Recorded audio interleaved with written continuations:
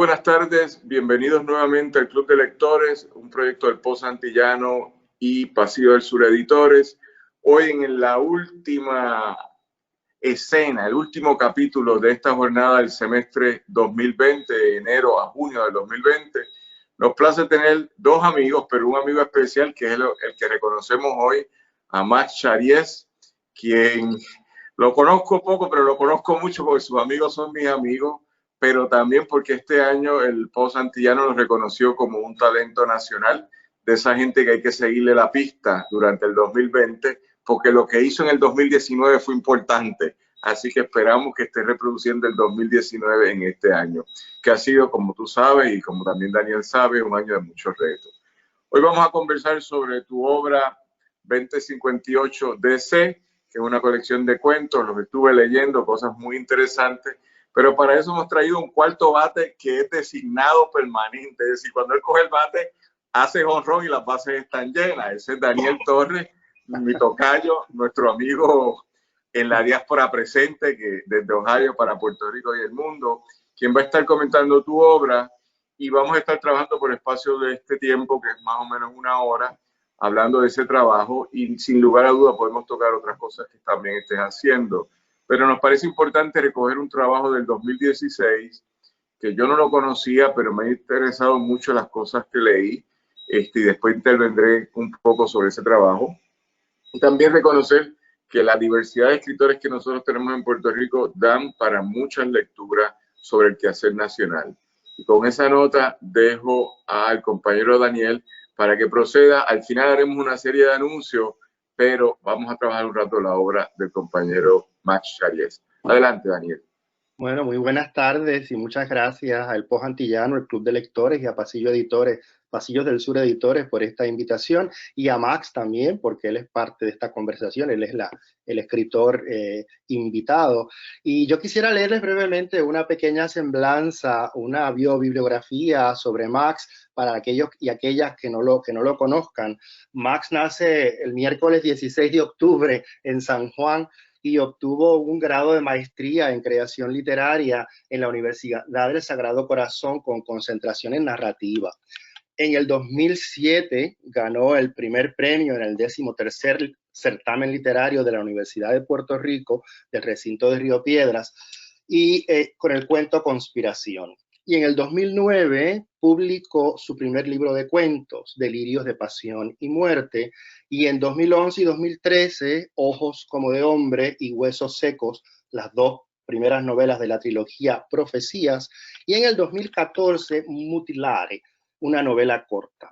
Su segundo libro de cuentos, que es el que nos toca en esta tarde, 2058 después de Cristo y otros cuentos, fue publicado en el 2016. Max lo está enseñando ahí la portada, que además tiene una forma como de CD, tiene una cuestión así muy futurista. Y el cuento José de Papel y Palabras, que también es parte de este cuento, de este libro de cuentos, apareció en la antología O del colectivo literario Homoerótica, un colectivo del cual Max no solamente fue también parte de los fundadores, sino también de los militantes, y fue un colectivo muy importante en la literatura puertorriqueña. Y el cuento Glu Glu apareció en otra antología, Latitud 18.5, que es una antología de la primera década de la maestría en creación literaria de la Universidad del Sagrado Corazón. Y el cuento La Noche de los Raros, en Puerto Rico Indócil, antología de cuentos puertorriqueños del siglo XXI. Y editó también una maravillosa antología de pingazos, que es una antología gay, bi, queer de cuento y cómic pornoerótico en el 2013. Y yo personalmente llego a conocer a Max como escritor porque lo leo en Los Otros Cuerpos, aquella famosa antología que hicieron Luis Negrón, David Caleva Acevedo y otros escritores, donde Max tenía un cuento que a mí me llamó mucho la atención y lo contacté por Facebook, y ahí comenzamos, y ya luego lo conocí personalmente y hemos cultivado una amistad y una colaboración muy buena desde ese momento. Y él también es fundador del proyecto editorial La Tuerca y del programa de entrevistas a escritores Enroscando la Tuerca en su canal de YouTube, y es creador de los congresos de literatura queer, los famosos CLIC que se celebraron del 2014 al 2018, que yo tuve la oportunidad de ser uno de los ponentes. Y es también profesor de español y de inglés, y está casado con Arnaldo Alicea, que es director de escena y actor, y es uno de los primeros matrimonios gays legales en Puerto Rico. Eso hay que decirlo. Buenas tardes, Max. Buenas tardes. A ver, Max, háblanos tú primero un poco de 2058 y otros cuentos. ¿De dónde sale? ¿Cuál es, digamos, lo que llaman la intención del autor? Pues mira, cuando yo publiqué mi primer libro de cuentos en el 2009, pero entonces obviamente desde 2009 en adelante hubo mucho trabajo que se hizo en diferentes talleres. Ya yo había terminado la maestría, pero talleres que se hicieron con homoerótica, talleres que yo dirigí, talleres que dirigieron otros compañeros como David Caleb, Yolanda, todo eso, y estaban sueltos, ¿verdad? Entonces, yo siempre he dicho que uno escribe para ser leído, no para, ¿verdad? Una de las razones por las que se escribe es para ser leído, ¿verdad? Así que en un momento que estaba como, ay, esto está estancado, no estoy haciendo nada, necesito inventarme algo, yo dije, oye, ¿por qué no trabajo estos cuentos que están ahí en la computadora? Vamos a organizarlos, vamos a editarlos, vamos a revisarlos y publicarlos. Entonces, tengo que decir, bien importante antes que se me olvide, que mi diseñador de libros, Julio García Rosado, hay que darle mucho crédito porque él se enchuló de este libro, del proyecto, y todas las ilustraciones, tanto la portada, la parte de atrás, las ilustraciones que están con los cuentos, son de él, ¿verdad? Así que es una colaboración también con Julio García, que es parte de nuestro editorial. Entonces le dimos forma, ¿verdad? Entonces, pues, decidimos ponerlos de pasado, presente, de futuro, presente y pasado, porque había muchos cuentos sueltos, ¿verdad? Esto no fue ideado como un proyecto original, sino más bien recoger lo que yo tenía ahí disponible y organizarlo. Aquí hay cuentos que evidencian experimentos míos, ¿verdad? A mí me gusta mucho la distopía, me gusta mucho escribir el futuro, imaginarlo, las posibilidades. Me gusta mucho el juego de qué hubiese pasado si, ¿verdad? Entonces, ese juego pues, literario me gusta mucho. Me entretiene inventar términos, me entretiene inventar palabras, tecnología, imaginarme cosas, ¿verdad? Porque escribir eso para mí es como un entretenimiento, es crear un universo. Yo estoy viendo mi propia película, ¿verdad? Creando mi propia, usando la imaginación. Así que hay varios cuentos que son así. También hay cuentos como Cómo se hace un hombre, que son experiencias propias, y yo no escribo mucho sobre mí. Es bien raro que yo escriba algo sobre mí, ¿verdad? Y la gente sabe que es sobre mí porque la gente ya pues, me ha preguntado y yo lo digo, ¿verdad? Que es una experiencia propia, obviamente ficcionalizada, porque no necesariamente así de esa forma. Y así por el estilo. Así que este libro surge así. Cosas que estaban en la computadora suelta, que llevaban tiempo, vamos a revisarla, vamos a editar, vamos a inventar, vamos a ilustrar, darle forma. Y así nace. Y el tamaño del libro se decidió así porque estábamos buscando un tamaño tipo bolsillo, como diríamos, iba a ser bajo costo, por eso es que no tiene solapa ni nada de eso. Y como estábamos hablando de cosas futuristas y eso, pues decidimos el tamaño CD, que sí, es exactamente el tamaño de la cajita de los CD. Que ironía, porque ya casi no tenemos CD, ¿verdad? Era como un chiste entre nosotros. Tamaño CD que ya no usamos. A mí me pareció interesante ese tamaño porque hace la vida más ágil al lector. Pero también me pareció, no sé si Daniel lo va a preguntar, pero el DC, ¿cuál es el referente? Porque sería muy sencillo hablar después de Cristo, pero como no vi referencias a Cristo, ni al creador, pues entonces dije, pensé otras cosas, pero me gustaría que lo explicaras tú. Eso es un gran secreto. ¿Qué significa? No, no un secreto, pero un gran misterio. ¿Qué significa CD? Originalmente era después de Cristo, pero la gente piensa que después de la catástrofe, después de esto, después de lo otro, pero originalmente sí era después de Cristo. Sí. Ok, está bien. Porque es el año 2058 después de Cristo. Tal vez el único cuento que tiene una resonancia así para que fuera un misterio. ¿Ah? Sí, tal vez el único cuento que tiene una resonancia bíblicas es el último, ¿no? Con la cuestión de Lucifer, de Gabriel, ahí a lo mejor aparece contextualizado lo del DC, ¿no? Pero también es un CD el que tú estás utilizando. Exacto. Como acabas de decir, es interesante. Es un juego. Después del CD, porque ya no hay CD. El mundo al revés, estábamos comentándolo, Max y yo. A mí estos cuentos me parecen muy rabelesianos, con esta idea del mundo al revés, como un Gargantúa y Pantagruel.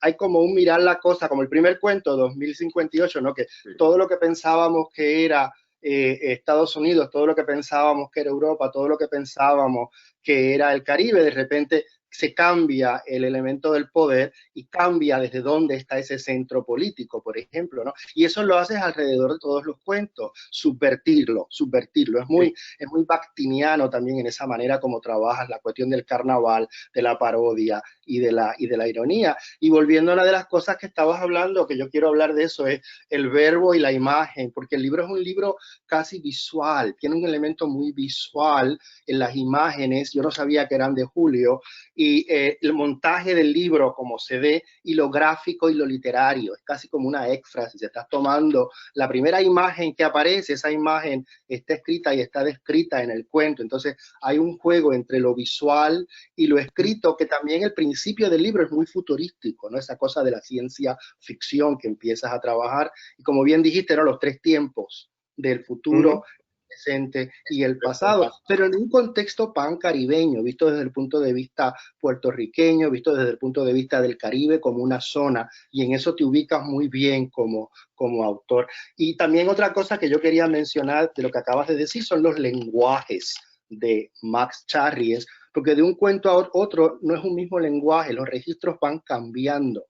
Por ejemplo, el cuento de José es un cuento muy poético, como habíamos hablado Max y yo, ¿no? Hay un homenaje a el gran Manuel Ramos Otero, a esos poemas de José, de Invitación al Polvo, que son los dos José, el José de brocha gorda que pintaba y el otro José que pinta cuadros, ¿no? Hay un juego ahí de esos dos hombres que conjugan la idea del hombre, como la tendría aquí el gay, que era Manuel Ramos Otero, pero también ese hablante lírico que, como muy bien tú has trabajado, aparece esa cosa del hombre de papel, los hombrecitos de papel que él trabaja en Invitación al Polvo, pero es también metaliterario, ¿no? Porque no es solamente Manuel Ramos Otero, sino también aparece Cortázar con La Autopista del Sur. Uno de los cuentos es la cuestión de esa fila increíble para entrar a Plaza Las Américas, ¿no? Y es casi como, hay casi como una prefiguración de lo que es ahora el coronavirus, todo lo que hay que hacer para poder entrar, o el otro cuento donde tú trabajas esa cosa antiséptica del personaje que tiene que desinfectarse completamente, que hasta usa una especie de látex para tener relaciones sexuales. Hay una cuestión muy contemporánea que aparece desde el 2000 y pico que se publicó el libro hasta ahora. Es casi como lo hubieras prefigurado, todo lo que tenemos que hacer ahora para entrar y salir de la casa o entrar y salir a los comercios, ¿no? Así que en eso hace el libro también muy contemporáneo, en la manera como desarrollas ese mundo futuro, ¿no? Y otra cosa que me llama mucho la atención es la nostalgia. Hay una gran nostalgia por ejemplo, Cici Peniston, la nostalgia de Madonna con Like a Virgin, ¿no? Finally, la canción de Cici Peniston, por ejemplo. ¿Cómo trabajas eso? Porque eso es un mundo bastante particular a lo gay, pero que tiene también que ver con lo que es una época muy particular, que son los gloriosos 80. Sí, ese cuento precisamente se llama Nostalgia, por eso mismo, ¿no?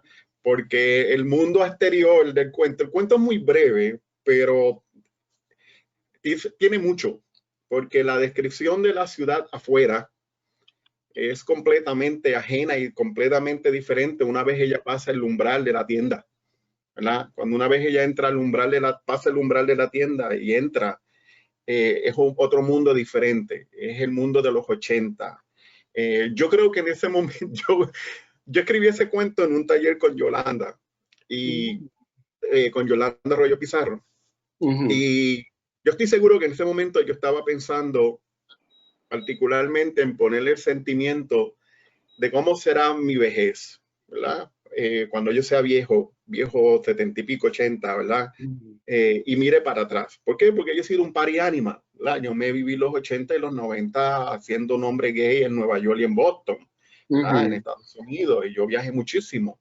Provincetown, Key West, Palm Springs, yo estaba en cuanto party había de circuito y todas las cosas. Entonces, no sé si se congeló, pero creo que me están congelado la cámara, pero se te está escuchando. Está congelado, pero te oímos. Sigue hablando, ya se va a descongelar, un problema de comunicación de la sonda, pero sigue. Entonces, tal vez quise retratarla ahí, cómo sería que yo me imagine, cuando yo me vea en ese momento, me imagine para atrás cómo fue mi vida y la nostalgia que sentiré, ¿verdad? Por esa música y esa época y el baile y la fiesta, ¿verdad? Así que hay un poquito de eso ahí, obviamente, pero también en ese cuento trata mucho sobre los contrastes, el mundo de afuera con el mundo de adentro. Habías mencionado algo que quería repasar también, que en este libro hay varios cuentos que conversan con otros cuentos, ¿verdad? Porque yo pasé por una época de eso. A mí me gustaba mucho, y no, aquí no es el único, en el otro libro de cuentos hay uno también, pero a mí me gustaba mucho eso. Por ejemplo, en el cuento que le da título al libro, 2058, conversa mucho con una caja de plomo que no se puede abrir, que es uno de mis cuentos puertorriqueños favoritos, ¿verdad? Y de uno de mis escritores maestros, ¿verdad? Porque entonces, fíjate que tomo parte del cuento como la caja de plomo que no se puede abrir porque hay una guerra, ¿verdad? Obviamente que ahora estamos en el futuro y la guerra es en Angola y todo ese revolú diferente, pero lo tomo de ahí, ¿verdad? Ahora pongo la familia como refugiados que se están moviendo de sitio en sitio, ¿verdad? Y tienen que dejar la señora porque no se la pueden llevar porque ella no puede aceptar que que no pueden abrir la caja de plomo. En Glu Glu hago una conversación con Hum, ¿verdad? Y en el Rafael Sánchez, claro. En el título yo traté también de incluir los sonidos, ¿verdad? Glu Glu, Hum, y del hijo, ahora es la hija de Trinidad, ¿verdad? El hijo de Trinidad es la hija de Trinidad. Hija, ¿no? La hija de Trinidad. La hija de Trinidad, exacto, porque es una persona trans. A mí me han preguntado mucho sobre este cuento y yo siempre le he dicho, la motivación de ese cuento fue narrar una situación muy particular que yo he vivido y he visto con personas muy cercanas a mí también. Es muy típico, algo que no se habla mucho, ni se estudia, pero es muy típico que en la cultura hispana lo visto en Puerto Rico, que cuando los padres son mayores, el hijo gay es el que se tiene que encargar. Porque nunca se casó. Las demás se casaron. Tú no tienes familia. Tú lo que te pasas de fiesta en fiesta, ¿verdad? Entonces tú te tienes que encargar, ¿verdad? Entonces aquí estamos hablando también de una mujer que tiene Alzheimer, ¿verdad? Entonces tenemos una persona trans encerrada en una casa antigua donde ella fue maltratada, abusada psicológicamente, físicamente, cuidando a una persona enferma que tiene Alzheimer y que está volviendo a victimizarla. La familia la ha victimizado otra vez, ¿verdad? Y quería explorar eso porque es un tema que no se habla mucho. Y es un cuento que hasta cierto punto podría ser un cuento de horror, por la manera como termina. Hay una cosa muy grotesca y muy cruel que va presentando el personaje y que el narrador también lo va matizando, ¿no? Sí, sí. Y cuando quise escribir ese cuento, me pareció que Hum era con quien podía conversar, porque pasa lo mismo. Yo considero Hum un cuento de horror, ¿verdad? Porque como hombre gay que soy, esa imagen de él corriendo por el río, huyendo y lo está persiguiendo, Eso es muy real para nosotros. Y una cosa que ha sabido recontextualizar muy bien es el lenguaje de Hume, es un lenguaje poético que va increciendo, increciendo, increciendo, increciendo. Cuando tú lees en voz alta, tienes ese ritmo particular y tú has sabido tomar ese ritmo de Luis Rafael Sánchez y un poco asordinarlo a tu prosa, y ahí ves cómo va subiendo, subiendo esa escena de horror final del cuento, donde ¿no? La trans tiene el momento de payback time. Ahora le toca a ella hacer lo que le hicieron, ¿no? Entonces hay un juego ahí muy, muy interesante que deconstruye la maternidad y la paternidad y la metáfora de la gran familia puertorriqueña, ¿no? A mí me gustaría decir que, gracias Max por darnos esta oportunidad, yo para conocerte, ¿verdad? Más allá de premiarte nosotros en enero, pero para conocer tu obra, estaba escuchando lo que dice el maestro Daniel Torres, porque Daniel me lleva a otro nivel, pero a mí me parecieron curiosos 3 cuentos. El primero, que es 2058, porque me pareció tan curioso que en el futuro me contarás el pasado de esta situación colonial. Me pareció un cuento tan político y te lo tengo que reconocer. Yo no vengo de la maestría, yo no vengo de ningún sitio, mi doctorado es otra cosa, ¿entiendes? Pero he aprendido a leer a toda la gente en Puerto Rico y de repente hacemos una pregunta siempre, y Daniel lo sabe, ¿qué es lo político de tu obra? Bueno, pues lo político es mi identidad, pues lo político es afirmarme públicamente, pero también lo político es ese cuento que me parece muy interesante, porque es un cuento que revisita la cuestión colonial del país. Y en eso, de las cosas que hemos leído en estos últimos 6 meses o un año, me parece que es un cuento súper interesante. Después está uno que no, es difícil pronunciar, que es se llama Periplaneta Americano, que es un microcuento que me pareció súper genial en la brevedad, en la estructura de lo que dice. Y finalmente, de todos los que leí, el cuento Azul, no sé si es el que tú dices que es el mejor realizado tuyo, pero me pareció un trabajo sumamente realizado, con el elemento de la sorpresa, eso que el señor era ciego y se queda mirando el horizonte después de haber tenido relaciones los 2 hombres. Me pareció un trabajo muy interesante, muy bueno, un cuento sumamente realizado para mí.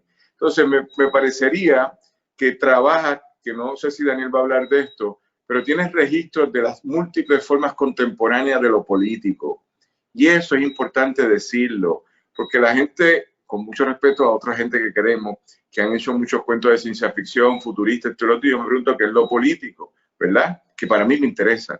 Pero creo que en esos 3 que te trabajo, como igual en los otros, pero hay unos replanteamientos de lo que es lo político en la literatura contemporánea que puede abarcar desde la cuestión de la identidad, de asumirse gay en un mundo de la desigualdad, ese cuento que estaba explicando ahora el Blue, pero también en el otro, el primero, que yo creo que sería interesante para darlo a nivel escolar, porque juega con el futuro de un país colonial todo esconchuflado y que nos vivimos, como diría en la película, esa película con Matt Damon, que vivimos en un satélite allá arriba y a veces bajamos a la tierra para ver cómo nos va. Así que no sé cómo tú lo recibes. Mira, yo siempre, bueno, yo veo lo político en mi obra, como tú dices, en cómo yo retrato la identidad, ¿verdad? La identidad como hombre gay puertorriqueño y la identidad de trabajo otras identidades, ¿verdad? Pues yo creo que el cuerpo es político. Así que aun cuando yo trabajo el tema de la sexualidad, y Daniel sabe que yo escribo bastante pornográfico en algunas veces, siempre lo veo como político porque yo creo que el cuerpo es político, ¿verdad? Por eso no es en balde que el cuento en La Noche de los Raros, que me ha traído tanto problema, pero estoy muy orgulloso de él y vivo orgulloso de los problemas que me ha causado. Por eso causa problemas, porque el cuerpo es político, ¿verdad? Yo creo que mi única otra obra donde se ve más bien la discusión de la política actual puertorriqueña es en la novela Hueso Seco, que precisamente trabaja la desaparición de los jóvenes independentistas en los años 70, previo al Cerro Maravilla. Pero aún así, yo tengo un poquito de dificultad, tal vez rechazo un poco trabajar el tema de lo nacional, ¿verdad? Yo siempre me he tratado de no dedicarme al tema de la nacionalidad, de la identidad nacional y ese tipo de cosas. Pero creo que no es la única forma de hacer tema político. Creo que, por ejemplo, el cuerpo es político, ¿verdad? Las identidades son políticas. Así que sí, ahí está. Y la política de la sexualidad, que es una cosa que has mantenido a lo largo de toda tu obra, no solamente en esta colección de cuentos, sino tu trabajo como editor de La Tuerca, dándole visibilidad a una serie de autores que de otra manera no se hubieran podido publicar, el cuento, digamos, el trabajo de Enroscando la Tuerca en YouTube, que le ha dado también visibilidad a una serie de autores y autoras donde esta política de la sexualidad aparece explicada. Y hay algo que tiene Max, que yo siempre se lo he dicho, Max, tienes que escribir ensayos, porque él hace una serie él sube una serie de ideas en su página de Facebook, que yo siempre en inbox le digo, pero desarrollalo como un ensayo, porque es muy interesante el análisis político que hace, tomándole el pulso a la realidad puertorriqueña, a de las cosas que están pasando en el día a día, no solamente como maestro de español y de inglés, como activista del movimiento LGBTQ+, sino también como editor. Eso creo que es parte de la política de tu obra. Volviendo un poco al libro y a la cuestión literaria y metaliteraria que estábamos discutiendo, yo quería que hablaras un poco de la verdadera historia del patito feo y de la belleza de Johanna, que son dos cuentos donde en uno trabaja The Ugly Duckling, que es de Hans Christian Andersen, que Luis Llorens Torres, me acuerdo que tiene un poema sobre el patito feo, que Frances Negrón Montaner y Larry LaFontaine Stokes han trabajado también esta cosa del patito feo, que en realidad es un cisne, pero que está puesto en otro lugar, y tú reescribes ese famoso cuento de Hans Christian Andersen, y en La belleza de Johanna retomas el Dr. Faustus de Goethe, y un poco también de Mann, ¿no? El Dr. Faustus de Thomas Mann, y toda esta idea de aquel sujeto o aquella sujeto que le vende su alma al diablo, y en este cuento en particular, no es solamente por la inmortalidad y la belleza, sino también por la sexualidad, porque mete mano con el diablo 3 veces a la semana. ¿Puedes hablar un poco de esos dos cuentos y su metaliterariedad? Sí, pues mira, la verdad es que esos dos cuentos se escribieron para ser leídos en voz alta, porque esos eran los tiempos que homoerótica nos parábamos en todas las esquinas, poníamos una caja de jabón, como decir por ahí, al softball, y en cualquier plaza hacíamos una lectura, ¿verdad? En el viejo San Juan, en Río Piedra, donde quiera. Y una cosa que yo aprendí es que cuando se va a leer, si uno prepara un trabajo, un texto para ser leído en voz alta, es muy diferente al texto que se va a trabajar para ser escrito, para ser leído, ¿verdad? Hay una diferencia, ¿verdad? A mí me gusta mucho el teatro. De hecho, yo, ¿verdad? También ahí se nos olvidó mencionar que yo escribí libretos para La Punta de la Lengua en el Canal 6. Específicamente los que se hicieron sobre literatura queer en Puerto Rico. Bien, qué bien. Y yo sé lo que escribir teatro es muy diferente a escribir para leer, y quería recrear la performatividad, ¿verdad? La performatividad, no sé. Pregúntale al abuelo, la nieta preguntándome algo. ¿No? Se fue. Pues deja que yo termine, deja que él venga. Yo quería crear una performatividad, ¿verdad? Y que la gente se riera y que fuera con el cuento, ¿verdad? Obviamente cuando decido publicarlo, incluirlo acá en el libro, pues hay que cambiarlo un poquito, ¿verdad? Porque no hay que crear el mismo efecto, pero para cuando la persona lo lea. A mí me han preguntado mucho si el cuento del patito feo se refiere a una persona en particular, y yo digo que no es una persona en particular. Hay gente que lo ve como si yo estuviese criticando a una activista muy conocida en Puerto Rico, y no, jamás haría una cosa como esa. Así que no es eso. Yo simplemente quise usar la novela latinoamericana, la novela de televisión, el drama, la exageración dramática, ¿verdad? Para llamar la atención de una forma jocosa sobre un tema muy delicado, que es la aceptación familiar. Cuando un hijo sale, especialmente yo que fui maestro de escuela superior, yo puedo contar miles de historias, cómo los estudiantes adolescentes se enfrentan a sus familias, ¿verdad? Y las veces que sale muy bien y las veces que sale muy mal, ¿verdad? Entonces, pues, de forma muy jocosa quería enfrentar a la gente con ese proceso, ¿verdad? Usando la exageración, la hipérbole de la novela televisiva y ese tipo de cosas. No pensé en nada más, no pensé si dialogaba con otros textos, si estaba creando algo. Fue más bien algo público, por diversión, ¿verdad? Pero sí, tratando que sí, de llamar la atención a una situación como esa. La belleza de Johanna, también, la motivación original fue escribir algo cómico, gracioso, que causara risa. Obviamente, vengo con todo el bagaje, obviamente, de los textos que tú mencionas, y también porque había acabado de leer una novela de Stephen King, que hay una novelita corta dentro de ese libro que habla precisamente de eso, aunque nada, no tiene nada que ver, ¿verdad? Porque el cuento mío es muy breve y una situación muy diferente, pero sí, hay en ese cuento hay una persona que vende su alma al diablo, pero tiene que sacrificar a alguien. Alguien que... No, y la cuestión del odio y la cuestión de la envidia. Envidia, ¿verdad? Lo que pasa es que podríamos... situación de encuentro de clase graduada, porque a mí me ha sucedido. Uno va a estas reuniones y uno lo que va es a mirar quién está más chavado que uno, tú sabes quién le fue mal, todo ese tipo de cosas, porque es la verdad. ¿Sabes? ¿Quién estamos matados? ¿Sabes? Tú te pones la 3 meses antes, todo ese tipo de cosas.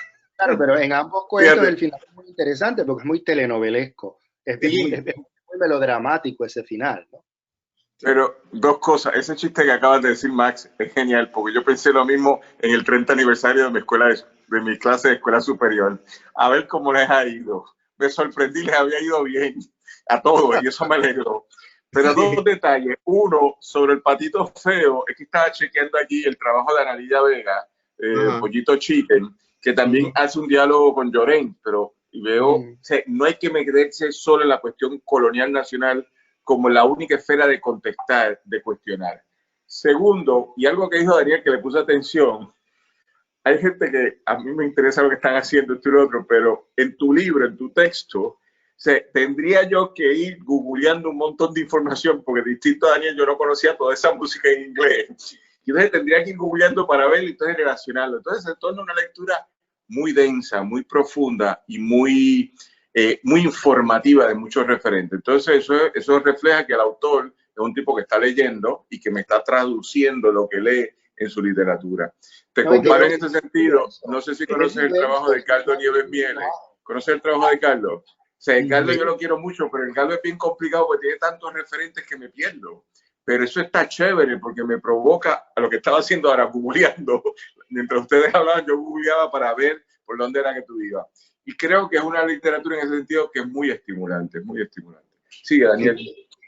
Y son todos esos lenguajes de los que yo estaba hablando, Max, que tú trabajas y tienes distintos lenguajes y te comunicas con distintos registros, no solamente con la música popular de los 80, Cissy Peniston, con Madonna, con Luis Rafael Sánchez, con Manuel Ramos Otero, y quería apuntar brevemente, yo recuerdo aquellas lecturas que hacía Manuel Ramos Otero en Casablanca, cuando él venía de Nueva York y se pintaba con kimono y se ponía maquillaje para poder dar a conocer sus textos, comenzó a escribir poesía, de ahí surge el libro de la muerte, su primer libro, y tenía ese elemento de performance, ese elemento de la oralidad del texto para poder ser presentado. No es interesante que hables de eso, porque es casi como una tradición que se ha mantenido, aún hasta homoerótica, que tenía un elemento también performativo, ¿no? Que eran esos happenings donde se leían en voz alta para atraer a los lectores y para atraer a la comunidad LGBTQ+, ¿no? Sí, nosotros hacíamos mucho performance. Esa es la realidad. Y había que estar listo para eso y escribir pensando en eso, para mantener la atención. La teatralidad, ¿no? del texto. Un cuento que no hemos hablado es Taeniofobia, que habla un poco de lo monstruoso. A mí ese cuento me parece un poco kafkiano, ¿no? Y esa cuestión del desmayo, de volver a empezar, esa alucinación. Un cuento breve, pero muy efectivo. ¿Puedes hablar un poco de ese Taeniofobia? Que la ilustración también es una ilustración muy sugestiva. Sí. Bueno, la realidad es que yo tengo una fobia muy específica y particular. Yo no le tengo miedo ni a las cucarachas, pero yo veo una oruga y me desmayo. Y a la misma vez, pues me encanta la jardinería, así que yo tengo que estar siempre alerta. Ya yo soy una persona, ¿verdad?, que tiendo a trabajar mucho mis emociones y he aprendido que si hay una oruga, pues uno, aunque yo sienta que me voy a desmayar, hay que seguir respirando y buscar la tijera y picar la hojita y tirarla en el... Yo se la he hecho a los lagartijos porque me gusta ver cuando los lagartijos se las comen. Ese es como Ya, mi venganza. ya. Y un día miren cómo es la cosa. Yo necesitaba escribir un cuento, un texto narrativo para un examen de español y se me ocurre, porque no podía usar ninguno de los autores que ya habíamos en una situación específica, y como parte de la clase yo escribí ese cuento para incluirlo en la prueba que estábamos haciendo. Obviamente tuvo un proceso de desarrollo luego y de edición, y este es el resultado, el que se encuentra en el libro. Pero sí, ese soy yo. Cómo yo me veo cuando me encuentro con una oruga, lo que yo veo, la monstruosidad, ¿verdad? Y cómo yo lucho. Yo soy me siento como un caballero con armadura, que tengo que vencer ese monstruo que es el que yo Ya, y veo. además es una cosa de vencer los miedos también, ¿no? Las fobias. Vencer los miedos, eso es así. Pero fíjense como una cosa tan sencilla, ¿verdad? Como una fobia personal. Y yo hasta me burlo de mí mismo, ¿verdad? Porque a veces cuando yo le digo a la gente, yo tengo fobia a las orugas, yo veo una oruga y me tengo que ir, o me desmayo, me tengo que ir a correr, lo que sea, y resulta gracioso, y lo trabajé de esa forma. Sí, a lo Una largo del pregunta. libro uno puede ver ese pánico que aparece, ¿no? No solamente el pánico homosexual, sino el pánico del abuso y de lo que es el acoso escolar, el acoso sexual. Hay varios niveles del miedo que aparecen a lo largo del libro. Daniel. Sí, Max, como yo sé mucho de ti, porque tenemos amistades en común y me dicen todas las cosas que tú te inventas, sobre todo trabajo creativo, más allá de la literatura, otras cosas que has hecho, me causa interés, y sobre todo que esto fue pensado, porque el creador de este evento de hoy fue Gidio, que nos debe estar mirando, que yo le dije, tenemos que traer a alguien impactante, y él dijo que sea Max, ¿entiendes? Para hacer algo. ¿Cómo son las aceptaciones? ¿Cómo dialogas con los distintos públicos? Porque los otros días discutíamos cabronerías del compañero Daniel Torres, y me pareció interesante cómo fue escalando de un poco una literatura que no era necesariamente gay, y después va entrando ese libro, se traduce. En la tuya también hay algo de eso, pero uno siempre piensa, ¿quién me está leyendo? ¿Quién me está comentando? ¿Cómo me están crucificando, aceptando, reconociendo, no reconociendo? ¿Cómo te va en ese sentido? Pues mira, wow. Yo he aprendido a no mirar, a fijarme en las cosas negativas, ¿verdad? Yo soy muy leído, especialmente en mis novelas policiales y detectivescas, incluyendo Mutilares, que es también porno, en el extranjero, ¿verdad? Es interesante cómo yo a cada rato recibo copias de revistas, he sido incluido en varios libros, ¿verdad? Siendo un escritor, yo no tengo muchos años en esto, y tampoco tengo una obra tan extensa, incluido en libros y todo eso por las novelas policiales, pero siempre en el extranjero. En Puerto Rico, pues no, la crítica no ha sido muy buena y muy buena conmigo. El cuento En la noche de los raros ha sido un cuento, como yo le digo, yo le tengo mucho cariño, me ha traído muchísimos problemas, y yo sé que yo estoy en la lista negra de algunos grupos, ¿verdad? Y ese tipo de cosas. Ahora, los lectores, ¿qué es lo más que a mí me interesa? A mí me gusta mucho que me lea gente fuera de la academia. No me interesan tanto los escritores ni los premios. Mucha gente me dice, ¿y en qué te estaban leyendo en las clases? Mira, habla con fulano y tal, a ver si te ponen en la clase.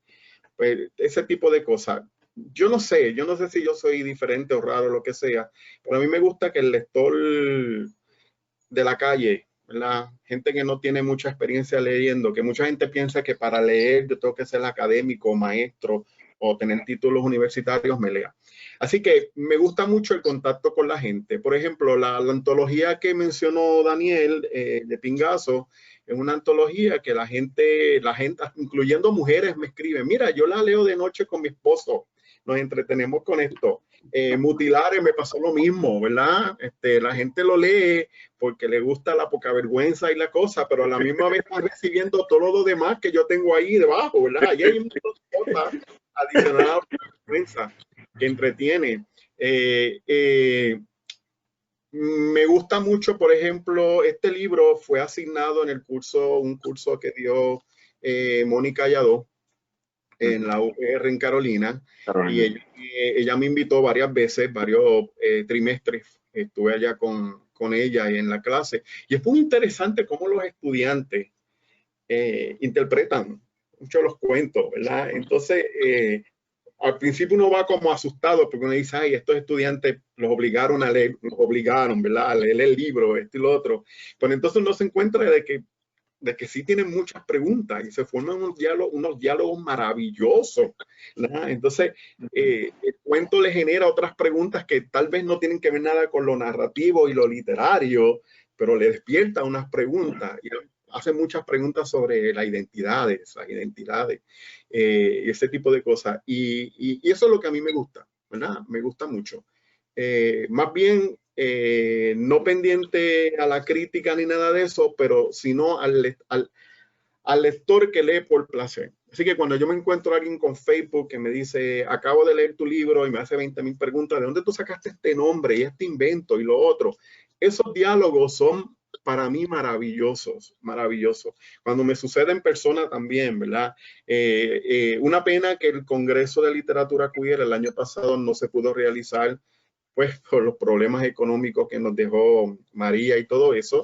Y este año, pues la pandemia pues nos afectó también, pero ya estamos trabajando para regresar, porque en esos congresos el contacto con gente que llegaba a escuchar, hacer preguntas, a veces hasta con miedo, porque tienen unas necesidades personales, están pasando por una situación y ellos van al Congreso de Literatura Queer a ver si hay respuesta, ¿verdad?, a sus preguntas. Eso es maravilloso, eso es maravilloso. Yo creo que yo escribo para eso, ¿verdad?, para ese tipo de lector. No sé si la pregunta, pero... No, muy bien. Van más allá porque eran congresos, digamos, interdisciplinarios e intradisciplinarios, ¿no? Trabajaba no solo la literatura, sino también los colectivos, la cuestión social, la cuestión de los distintos grupos, el activismo, que es otra de las preguntas que yo quería hacerte, Max. Hemos hablado de ti como editor, como autor, como escritor, como profesor, ¿no? Pero también como activista, porque tú como activista has tenido un lugar como Homoerótica y luego más adelante en la Taberna de los Osos y has desarrollado una serie de lenguajes también públicos desde el punto de vista del activismo. ¿Podrías hablar un poco acerca de eso? Bueno, yo me inicio en el activismo queer o activismo gay a principios de los 90. Cuando salgo de Puerto Rico, llego a Nueva York. Allá participo mucho con APTOP y otros grupos. Luego estoy bien activo en Boston, en las organizaciones comunitarias en Boston. Y regreso a Puerto Rico en el 1997 con la cabeza llena de ideas, que venía para acá a ayudar, ¿verdad? Pero aquí había mucha gente antes trabajando y haciendo cosas maravillosas, así que me integro a esta lucha de los años finales de los 90, principios de los 2000, que es una lucha intensa en Puerto Rico con la legislatura. Tuvimos que luchar contra el Código Civil, contra esto, lo otro, muchas cosas, así que me integro a eso. Algo que es muy interesante también, que cuando yo comienzo la relación con Arnaldo era padre de 2 niñas, era viudo, así que nosotros fuimos una familia gay, ¿verdad?, con 2 padres homosexuales y 2 niñas, muy visible. O sea, nosotros fuimos a testificar a la legislatura, estuvimos en teleprogramas de televisión, en entrevistas, obviamente. Hay un precio que se paga por eso, ¿verdad? en Puerto Rico, pero fueron años muy maravillosos. Luego de eso, pues obviamente ya como escritor comienzo con homoerótica, que fue también un tipo de activismo, porque nosotros estábamos haciendo cosas que no se habían hecho antes. No que no hubiese habido nadie haciéndolas, ¿verdad? Porque tenemos maravillosas escritores como el mismo Ramos Otero, Nemil Matos Cintrón y otros, ¿verdad? Y otros y otras que pavimentaron el camino para nosotros, pero fue un trabajo cuesta arriba. Nosotros fuimos bien atrevidos y rompimos muchos esquemas y muchos moldes. Y luego, obviamente, sigo trabajando. Yo siempre he trabajado también activismo interno dentro de las comunidades, nuestras comunidades LGBTQ+, tanto con los osos como con la comunidad Leather, ¿verdad? Que son dos subculturas dentro de los grupos gay, ¿verdad? O contraculturas también, ¿no? Son contraculturas, que van a contra de la cultura. Exacto. Y son dos movimientos muy contraculturales, muy contraculturales, ambos. Así que ahora mismo mi activismo es más interno dentro de las comunidades, ¿verdad? Porque nosotros tenemos muchas cosas que trabajar, la homofobia interna y muchas cosas, ¿verdad? Las divisiones, todo ese tipo de cosas. Y eso me estoy dedicando en estos momentos. Y todavía utilizando la literatura, porque nosotros, como ejemplo, tú mencionaste La Taberna, hacemos muchas lecturas, hacemos mucho trabajo cultural y artístico, tratando de traer. A mí me gusta mucho llevar la literatura a las personas, ¿verdad? Yo no espero que me vayan a comprar el libro. Esto tiene un propósito más allá de lo comercial. Obviamente yo quiero vender libros, pero yo sé que no me voy a hacer rico con esto. Yo he gastado, ¿verdad?, de mi bolsillo para hacer esto, pero llevar la literatura a la gente, porque es necesario, ¿verdad? Así que, y eso, mucha colaboración con otras escritoras y escritores también. Bien, un detalle es que yo los escucho y me voy en viaje en distintas cosas, pero sí yo reconozco el trabajo que tú has hecho a partir del trabajo de la comunidad gay o queer, y también ese debate ahora que es muy interesante, que la gente que no somos parte de esa comunidad, uno lo hace homogéneo, son todos iguales, pues no son straight, son gay entonces, pero no. Ese es el debate de la cultura contestataria y contracontestataria. Por ejemplo, en el debate ahora en Estados Unidos a la luz de la muerte de George Floyd, yo he visto 1 millón de videos de todas las brutalidades policíacas, esto y lo otro, pero le puse atención a uno, que era la brutalidad contra la gente gay también, en algunas de las manifestaciones de agresiones físicas de gente negra contra otra gente negra solo por ser gay. Entonces, de repente de esa conversación, pues yo quiero democracia, yo quiero igualdad, yo quiero que todos vivamos dignamente, pero no puedo quedarme, sobre todo yo, nunca me quedo callado a decir, el policía ese David Chauvin, que mató a Floyd, es terrible que lo haya matado, que le den todas las garantías legales, pero las comunidades que producen otro tipo de violencia, esas también hay que hablarlas. Entonces, ahí trae un punto que me parece interesante de ese activismo, porque este país simplifica, esos son los gays, estos son los de tres, no, las conversaciones de la democracia son mucho más profundas. Y ahí es que yo veo que mucho de la integridad de tu trabajo ha sido bien interesante por las cosas que hiciste en aquel teatro que había allí. ¿Cómo se llama ese teatro que cerró desde María? ¿Cómo se llamaba ese teatro? Ese mismo. Ahí hubo trabajo que se estaba haciendo y desapareció. Y yo te digo una cosa, todo encuentro hay que buscar la lógica económica para que surja. Y no podemos decir que porque no hay dinero no pasa, porque esos saberes siguen mejorando nuestra sociedad. Y eso es lo que estamos buscando. Entonces, nada, me parece interesante eso, porque las cosas no son tan sencillas. Hay cultura que cuestiona, que es contestataria, pero a su vez tiene que haber contracontestataria. Yo estaba leyendo, en esta pandemia me dedicaba a ver videos por YouTube de cualquier cosa, pero le dediqué una semana a Enrique Dussel. Y me pareció tan interesante cómo hablaba de la relación entre el poder y los oprimidos. Los oprimidos suben y acabaron con el poder del otro, pero venimos otra cuestión del poder de los que ahora están en el poder. Y continuamente, porque es una lucha por una democracia, por vivir como iguales. Y no sé qué tienes que decir, pero eso. Porque entonces te traigo, en el 2016, pero quisiera saber la opinión. Por ejemplo, el tema racial en esta obra no está muy claro, a menos que tú me digas que estaba escondido y yo no lo vi. Y son cosas que yo creo que... ¿Ah? Sí, no, aquí no hay, no, yo no encuentro referencias a lo racial en esta obra. Pues No, trabajo ¿verdad? tal vez lo caribeño, sí, ¿verdad? En el primer cuento, ahí, como tú notaste lo político, ¿verdad? Ahora el sur es el norte y el norte es el sur. Por ejemplo, en el cuento de nostalgia, cuando ella está escuchando, ¿verdad? El lenguaje que se habla, que ahora es chino, el mandarín mezclado con inglés y español y todo eso. Pero no, yo soy muy honesto. En ese momento particular que yo trabajé estos cuentos, tal vez yo no me estaba cuestionando cosas que tal vez ahora en el 2020 me puedo estar cuestionando.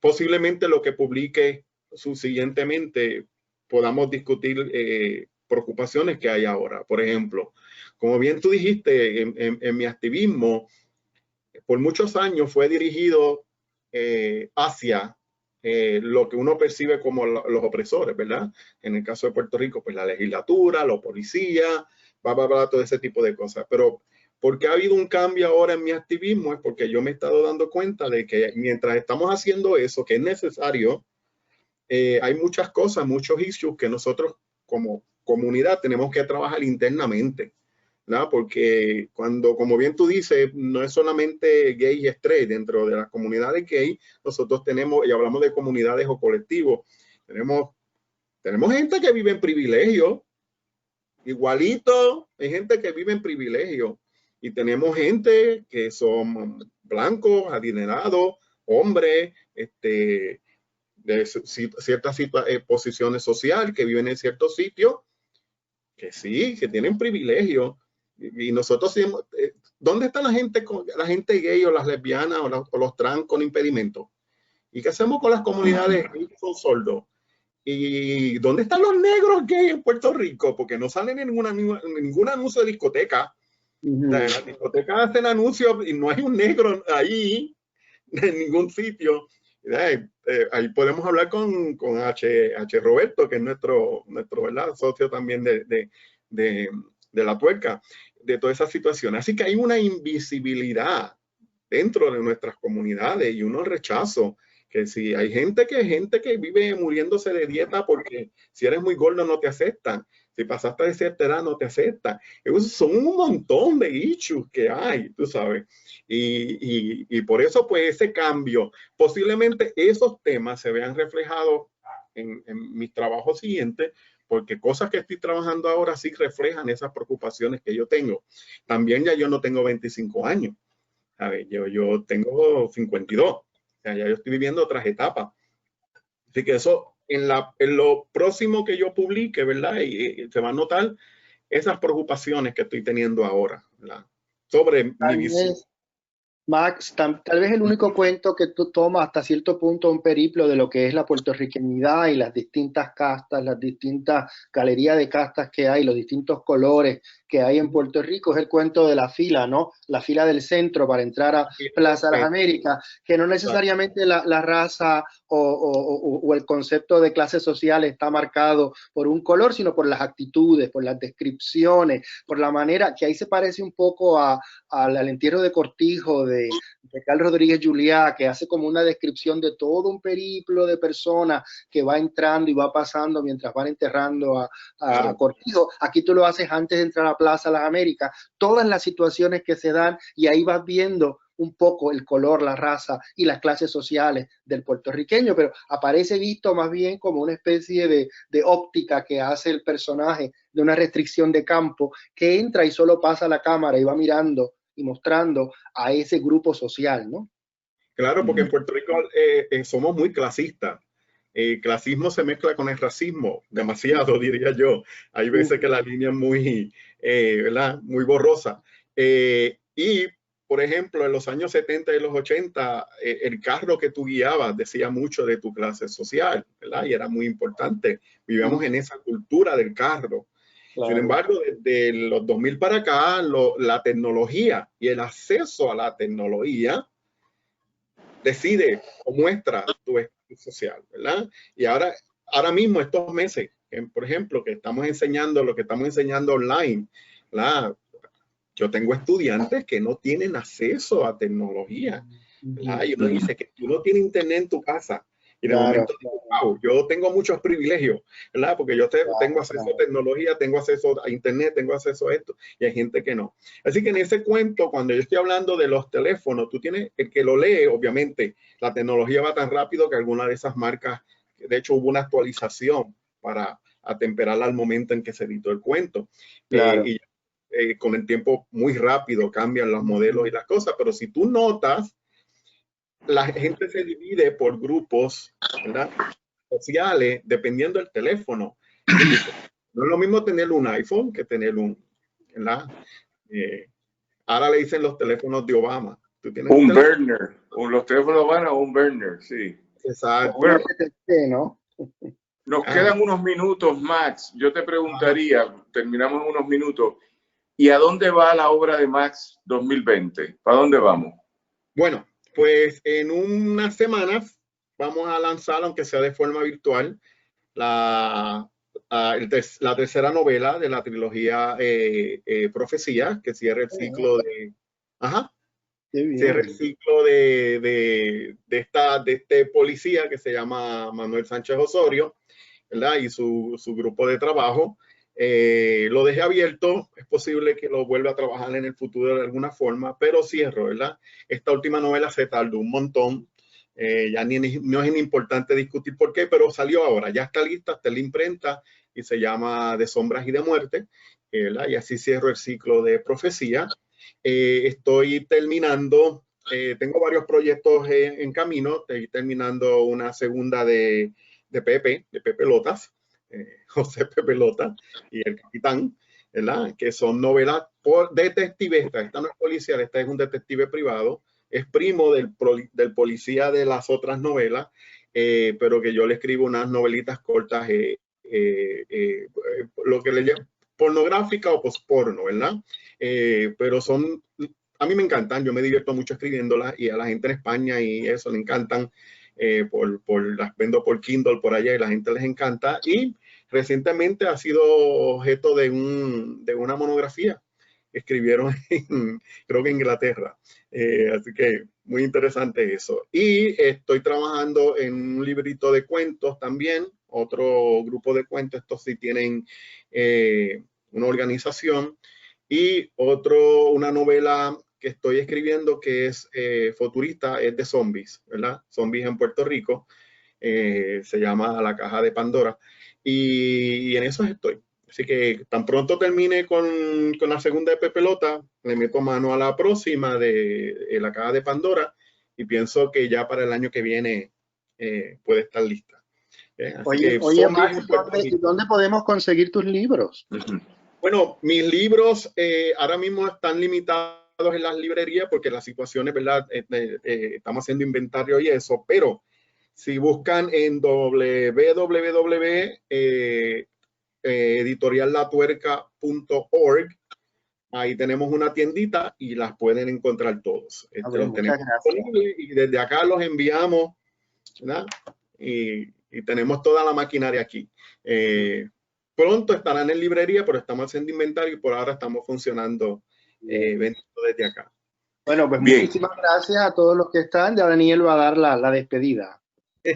Sí. Gracias a ti, Daniel Tocayo Torres, desde Ohio, por participar. La tecnología nos ha permitido esto, que podamos tener a menudo a Daniel en Puerto Rico. Muy agradecido de tu participación.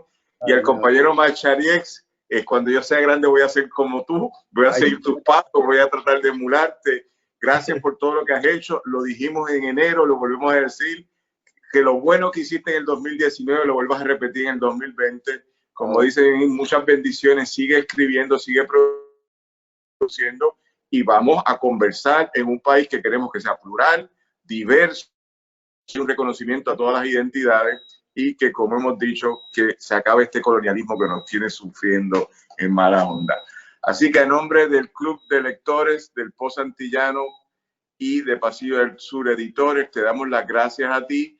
Hoy cerramos lo que ha sido la tercera edición del Club de Lectores. Volvemos a finales de agosto, vamos a cogernos 2 meses de vacaciones ahora, pero tenemos ahora en julio, les invito a los dos, el certamen de microliteratura, que corre durante el mes de julio y damos la premiación en agosto, el primer fin de semana, en la playa de Ocean Park. Y ahí estamos, y hacemos una fiestecita, esto y lo otro. Y por lo otro, seguir apoyando todos los proyectos que todas y todos estamos haciendo en tantas latitudes sobre la creatividad y la literatura en Puerto Rico. Claro. Así que a nombre de todos nosotros, gracias Adrián por los controles y nos vemos en la próxima, en la 4ª edición del Club de Lectores en agosto. Muchas gracias. Muchas gracias. Bien. Bendiciones. Bye.